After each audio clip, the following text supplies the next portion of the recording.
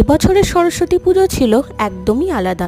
ছোটবেলায় যেরকম সরস্বতী পুজো কাটিয়েছি, এখন যে সরস্বতী পুজো হচ্ছে তার মধ্যে কিন্তু বিস্তর ফারাক দেখা যায়। এখন কলকাতায় বেশ সুন্দর সুন্দর সরস্বতী প্রতিমা কিন্তু হচ্ছে।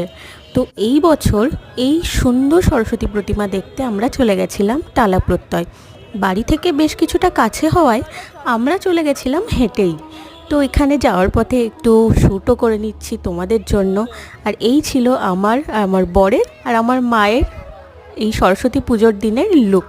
তো তোমরা কমেন্ট করে জানিও যে আমাদেরকে কেমন লাগছে।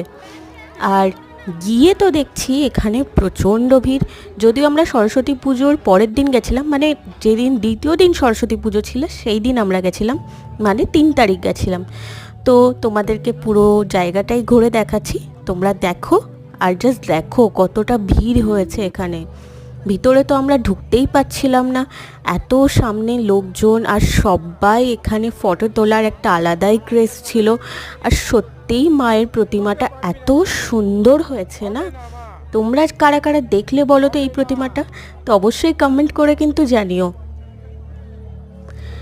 এবছরে কিন্তু সরস্বতী পুজোর ক্রেজটা একদমই আলাদা ছিল।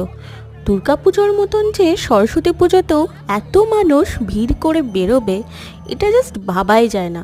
আগে তো জাস্ট কাপলরাই বেরোতো, আর এখন তো দেখছি সকলে মিলে প্যান্ডেল হপিংয়ে বেরিয়ে পড়েছে।